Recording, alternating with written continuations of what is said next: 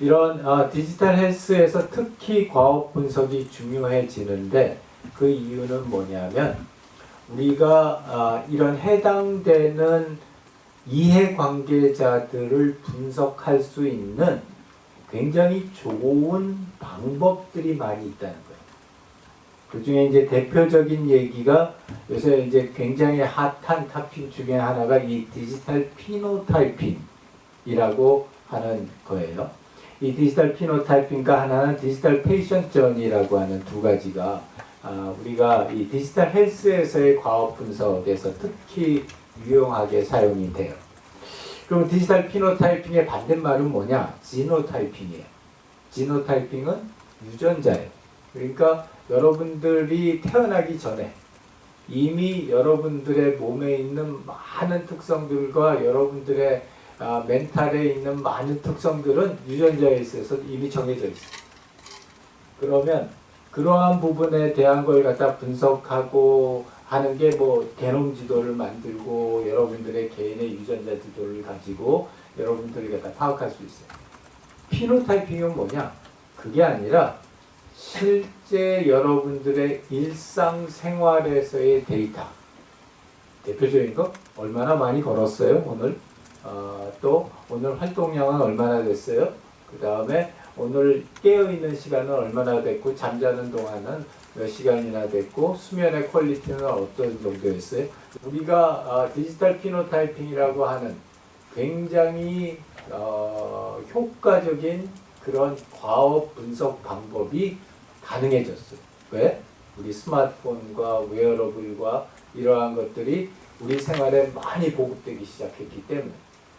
그래서 이런 디지털 피노타이핑 데이터를 가지고 많은 정보를 받고 그런 정보를 통해서 사람들의 건강을 증진시키거나 또는 질병을 치료하는 목적으로 사용할 수 있게 된 거죠. 그래서 이제 그런 측면에서의 장점이 하나가 있고, 두 번째는 우리가 페이션트, 환자의 여정, 조금 슬픈 얘기가 될 수도 있지만 하여튼 병이 발발하고 나서 돌아가시기까지 그리고 그런 과정에서 우리가 매일매일의 생활과 관련된 것들이 어느 정도 많이 연구가 됐어요. 예를 들어서 위암 환자다. 위암 환자라고 하면은 위암을 발견하고 그때서부터 시작해가지고 그분이 사망하실 때까지의 이런 전이가 어떠한 형식으로 어떤 타임라인을 따라서 어떻게 진행될 것이다 하는 게 이미 많은 부분들이 연구가 되어 있어요.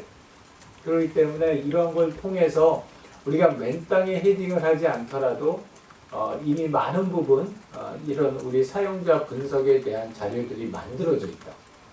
그래서 이런 자료들을 갖다가 활용하게 되면은 사용자 과업 분석이라고 하는 것이 생각보다 다른 분야보다 조금 더 과학적으로 쉽게 될 수 있다라는 거고요. 디지털 표현형 얘기는 했죠. 이런 여러 가지 센서들과 디지털 기술을 가지고 이런 다양한 형태의 환자의 현재 상태를 갖다 우리가 측정하고 분석할 수 있다라는 거고, 디지털 환자 경로라는 거 마찬가지로 우리가 병이 발발하고 나서부터 사망에 이르기까지의 전 과정이 이미 상당히 많은 부분 표준화되어 있고 분석이 되어 있다. 그래서 그런 걸 통해서 우리가 서비스나 제품을 만들어낼 수 있다는 거고요. 그 다음에 또 우리가 생각해 볼 수 있는 거는 우리 이제 바로 앞장 이해관계자 분석에서도 얘기했지만 이 디지털 헬스와 관련돼서는 유난히 많은 이해관계자들이 존재하고 있어요. 그리고 그런 이해관계자들 사이의 상관관계가 매우 중요하고 그런 상관관계들이 우리가 이해관계자 분석을 통해서 나왔을 때 그거를 통해서 각 이해관계자들의 과업을 만들어 발견해내는 것이 상대적으로 더 중요한 그런 상태가 됐고, 이제 그런 것들을 갖다 제공하는 이런 기존의 디지털 헬스 서비스들도 이런 개발자, 의료진, 환자를 갖다 아우르는 그런 형태로 제공되고 있다라는 걸 볼 수가 있고요. 그러면 그런 걸 갖다 하는 방법이 뭐냐? 제일 먼저 하는 방법이 contextual inquiries HCI라고 하는 방법. 이거는 그 HCI 분야에서 굉장히 오랫동안 사용하였고, 그 다음에 상당히 많은 사람들이 스탠다드 방법으로 사용하는 거예요. 안 어려워요. 안 어렵다는 건 무슨 얘기냐면 뭐 복잡한 어떤 도구가 필요하다든지 그런 게 아니어서 상대적으로 굉장히 쉽게 사용할 수 있다는 장점이 있어요. 그래서 컨텍스추얼 인콰이리라고 하는 걸 갖다가 한번 간단하게 보자면은, 이 컨텍스추얼 인콰이리는 요 네 가지의 원칙을 가지고 있어요. 사실 이 원칙만 알면 나머지는 여러분들이 실제로 임프로바이저에서 쓸 수 있어요. 첫 번째 원칙은 컨텍스트. 컨텍스트라고 하면 그 해당되는 제품이나 서비스가 사용되는 그 환경에 가서 한다. 그러니까 예를 들어서 아까 암 환자다. 암 환자의 메디푸드다. 그러면 실제로 암 환자가 음식을 드시고 계시는 그 환경에서 이 인콰이어리라고 하는 게 질문이죠. 그런 질문과 답변을 갖다 진행한다. 제일 첫 번째 원칙이 컨텍스트라는 것이, 맥락이라고 하는 것이 우리한테 줄 수 있는 굉장히 많은 힌트들이 있다. 그렇기 때문에 그 힌트들을 놓치지 않기 위해서는 실제로 그 서비스가 사용될 그 맥락에 가서 인콰이어리를 해라. 첫 번째 원칙. 두 번째 원칙은 파트너십이에요. 그럼 누구랑 파트너를 하느냐? 보통 우리가 관찰하는 사람과 관찰을 당하는 사람, 또는 인터뷰를 하는 사람과 인터뷰를 당하는 사람 사이에 굉장히 큰 괴리가 있는데, 컨텍스추얼 인콰이리의 두 번째 원칙은 나랑, 그러니까 인터뷰어하고 인터뷰이는 굉장히 중요한 파트너십 관계라는 거예요. 그건 무슨 얘기냐면 히든 어젠다나 이런 게 있는 게 아니라 왜 이 서비스를 만들려고 하고, 그리고 이 서비스를 갖다 우리가 어떤 측면에서 중점적으로 보고 있고, 그 다음에 이걸 통해서 어떤 결과를 도출하고 싶은지를 인터뷰 2가 충분히 이해하고 파트너십을 구축할 수 있어야 된다. 라는 게 두 번째요. 그러니까 일부러 가리지 말아야 된다는 거고, 중요한 건 그분들의 우리 데이터를 컬렉션하는 과정에 충분히 이해하고 그 중요도를 이해하고 함께 해줘야 된다. 세 번째, 인터프리테이션. 보통 우리가 데이터를 컬렉션할 때 데이터 컬렉션을 당하는 사람, 그러니까 여기서 예를 들어서 위암 환자다. 그럼 위암 환자가 우리가 컬렉션한 데이터에 대해서 어떤 해석을 갖다 해주느냐, 또는 해석을 필요로 하느냐. 대부분 과학적인 방법이라고 할 때는 그 인터뷰 2의 해석을 갖다가 요구하지 않아요. 근데 컨텍스추얼 인콰이리는 그거를 필수 조건으로 이야기를 해요. 그래서 여러분들이 컨텍스추얼 인콰이리를 하고 나면 반드시 그 대상에게 우리가 이렇게 당신과의 인터뷰, 당신과의 관찰을 이렇게 이해했는데 우리가 이해한 게 맞느냐? 여기서 당신은 어떤 생각을 했느냐? 이런 것들을 갖다 반드시 인터프리테이션을 할 수 있게 해줘야 된다는 거. 마지막 네 번째 원칙은 초점이에요. 컨텍스추얼 인콰이리는 이론적으로 모든 걸 볼 수 있고 모든 걸 커버할 수 있어요. 근데 우리의 주어진 시간과 예산상 그렇게 한다는 것은 불가능해요. 그렇다면 뭘 볼 것이다 라는 거에 대한 포커스를 세우고, 그 포커스에 대해 스틱해야 된다. 예를 들어서 암 환자를 위한 식이 서비스다. 암 환자가 먹는 것뿐만이 아니라 운동도 해야 되고 가서 항암 치료도 받아야 되고 여러 가지 일들이 있지만, 그 중에서 우리는 이 시기에만 포커스하고 우리의 인터뷰하고 관찰은 그분들이 항암 치료 받는 과정이나 이런 것들도 중요하긴 하지만 우리의 스코프에서 벗어나는 것은 관심 끈다 이거. 왜냐하면 우리가 포커스하는 것만 해도 그 데이터를 컬렉션 하기가 너무 오래 걸리고 해석하기가 어려우니까. 그래서 거기에 딱 포커스를 맞춰서 진행을 한다는 거예요. 그래서 맥락지문의 절차 첫 번째 자료 수집하는 단계에는 목표만 명확하게, 포커스를 명확하게 한다는 거고, 조사 대상자 확정하는 것. 중요한 것 중에 하나는 그 맥락에 갈 수 있는 사람을 선택해요. 예를 들어서 암 환자다. 자, 어떻게 우리가 암 환자 조사 대상을 어떻게 선택을 할 거냐. 우리가 일반인도 액세스하기가 힘든데 디지털 헬스에서 주로 환자들을 다뤘을 때 그 환자를 어떻게 액세스할 거냐. 그리고 환자뿐만이 아니죠. 이해관계자라고 하면 보호자도 있고 관련되는 여러 가지 당사자들이 있는데 어떤 방식으로 할 거냐. 일단 먼저 얘기하면 무지무지하게 어려워요. 무지무지하게 어렵기 때문에 여러분들이 컨텍스츄얼 인과이를 실제 암 환자를 데리고 못했다. 그랬다고 해서 여러분이 페널티를 받거나 그러지 않을 거예요. 그러면은 제3의 방법으로 뭐 암 환자들의 커뮤니티에 올라온 글도 있고 여러 가지 있잖아요. 우리 온라인을 통해서 얻을 수 있는 방법도 있고 브이로그도 있고 요새는 암 환자분들이 많이 남기세요. 브이로그를. 장소를 결정하는 것도 마찬가지고요.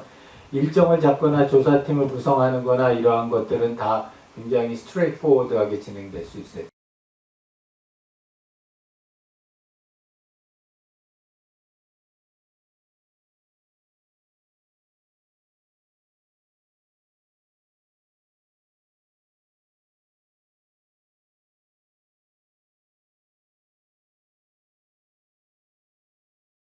인터뷰 선정하는 건 많은 필요 없어요. 두세 명이면 되고 실제 서비스를 갖다 만들 때도 많이 안 해요. 큰 서비스를 만들 때도 뭐 10명, 20명 이렇게 안 해요. 그렇기 때문에 숫자에 너무 연연하지 마세요. 한 명을 하더라도 찐 사용자, 찐 이해관계자를 그 환경에서 할 수 있으면 그게 훨씬 더 영향가가 있어요. 인터뷰 상황 설정, 실제로 가가지고 할 때 어떤 컨텍스트인지 주로 어떻게 사용하는지 그리고 그분들이 그걸 사용하면서 어떤 생각과 느낌과 또 행동을 하는지 이러한 것들을 관찰하고 질문하는 거 그게 다예요. 그게 다인데 핵심은 그 환경에 그분들께 액세스를 어떻게 할 거냐를 갖다 찾는 게 더 핵심입니다. 그리고 현장 조사물 같은 경우는 참가 동의성 꼭 가져가야 돼요. 그 다음에 필드 인터뷰를 갖다 하는데 중요한 거는 인터뷰 대상자는 전적으로 해당되는 분과의 말씀 나누는데 100% 다 올인해야 돼요. 내가 제일 싫어하는 것 중에 하나는 인터뷰하면서 자기 핸드폰 꺼내놓고 그러면 진짜 기본적인 매너가 안 돼요. 그래서 그런 거 하지 말고 전적으로 그분과의 대화에 올인해야 되고 다른 한 사람은 가능한 한 많은 데이터를 적어요. 가능한 한 많은 데이터라는 건 어떤 환경이고 주변에 어떠한 일이 있었고 그 다음에 그분이 어떤 사인을 보내셨고 하는 디테일한 내용들인데 그리고 글뿐만이 아니라 그림이든 뭐든 쓸 수 있는 모든 가능한 방법을 동원해서 풍부한 그런 디스크립션을 하는 것. 그게 가장 중요한 원칙이고요. 이러한 맥락 질문법은 의료진이나 또는 환자한테 다 스탠다드로 진행을 갖다 하고요. 두 번째는 이제 그런 맥락 질문법을 통해서 앞장에서 지난주에 이야기했던 우리 퍼소나가 실제로 어떤 형태의 경험을 할 것인지를 이렇게 줄글로 써요. 이런 줄글로 쓰는데 두 가지 버전을 만들어요. 하나는 극단적으로 긍정적인 케이스. 또 하나는 아주 극단적으로 부정적인 케이스. 이 두 가지 버전, 동일한 요 사람이 우리가 지난주에 작성한 이 퍼소나가 예를 들어서 우리 항암치료다, 항암치료 메디푸드다 했었을 때 지난주에 작성한 그 두 명의 우리 주사용자, 부사용자, 그러니까 환자와 환자의 보호자가 극단적으로 긍정적이었을 때 어떤 형태로 우리 메디푸드 관련 서비스를 갖다 사용할 거다. 그 다음에 극단적으로 부정적이었을 때 우리 메디패드 걸 사용할 거다. 이 두 가지의 시나리오를 만드는데 이 두 가지 시나리오를 쓰는 이유는 한 가지예요. 이유가 뭐냐?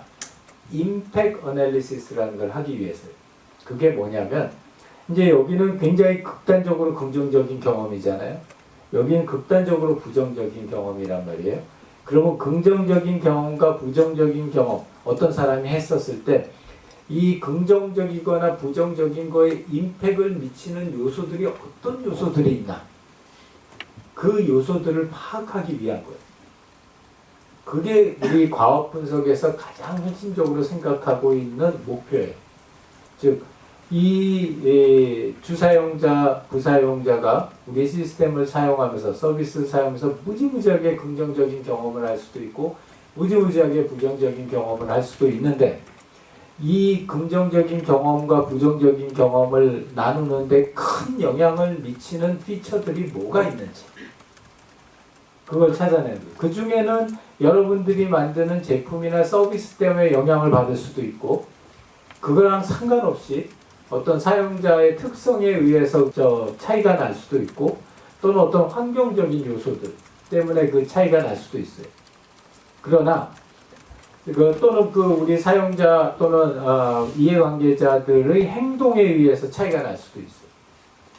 중요한 점은 가장 임팩이 큰 요소들이 무엇인지를 찾아내는 거예요. 태스크 분석에서 경험의 퀄리티에 영향을 가장 미칠 수 있는 큰 요소들이 뭔지를 찾아내는 거예요. 그래서 이렇게 관련 자료를 준비하고 그 다음에 구성 요소를 확정하는데 이건 이제 뭐 시나리오나 플롯이나 이걸 갖다 통해서 이런 형태의 컷으로 되어 있고 디스크립션이 되어 있는 시나리오를 만들어요. 이걸 보면 뭐 그렇게 어려운 거 없죠. 근데 어려운 건 뭐냐면 요 안에 들어가는 요 말들이 그냥 여러분들의 상상력에서 의해서 만들어진 게 아니라 컨텍스처럴 인콰이어리를 통해서 여러분들이 수집한 풍부한 자료를 기반으로 해서 이 시나리오가 만들어요. 그래서 이런 긍정적인 경험과 부정적인 경험을 통해서 사용성, 유용성, 감성에 어떻게 영향을 주느냐. 뭐가? 우리가 이 두 가지의 시나리오에서 발견된 과업, 진행, 상황, 그리고 사용자의 특성과 관련된 요소들이 여기에 어떻게 결과를 주느냐에 따라서 긍정적인, 부정적인 거에 어떤 영향을 미치냐가 나온 거예요.